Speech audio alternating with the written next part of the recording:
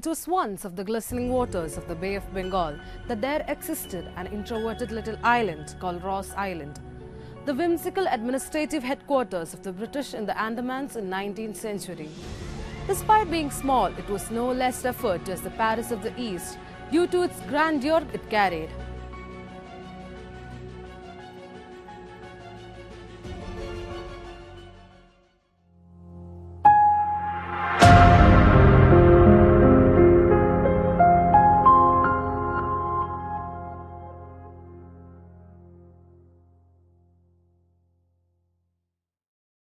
Everything was constructed here by the British.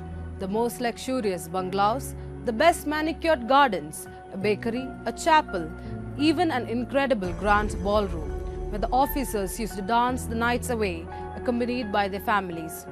But this glamour had a grimmer reality. As the elite danced their waltzes and drank their champagnes, mere miles away in Port Blair, the Indian freedom fighters and convicts endured unimaginable tortures within the notorious cellular jail. Ross Island came to stand as an embodiment of power, privilege and remove from that suffering. When there was an earthquake in 1941 and subsequently when the Japanese used the island during the World War II, the British left it. Steadily, nature started taking over the Ross Island. Tree roots of gigantic banyan trees encircled decaying walls. The formerly vibrant ballroom reduced to the mere still ruins. They were open to the sky, but then again there will be silence. People and tourists speak quietly about eerie occurrences within the ruins of the ballroom, even now. At night, when the moon is full, there are those who report hearing the soft touch of the piano or the sound of silk dresses passing over the ancient stone floors. Others report that if you hold still among the arches, you will hear the whisper of the sounds of women's laughter as ladies gossip between waltzes. And sometimes, the most chilling of all, the unmistakable clinging of glasses being tossed up in a toast, as if the long-gone officer are still carousing.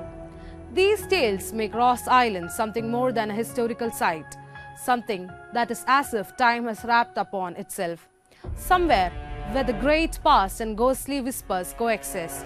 Today, the ruins are thickly overgrown with roots and quiet, but they still breathe with secrecy.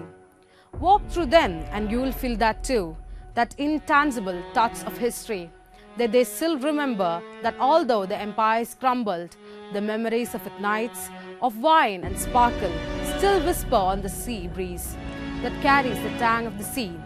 And so, Ross Island stands not just as a reminder of colonial glory and downfall, but also as a living ghost story where the music never truly stops and the ballroom never truly empties.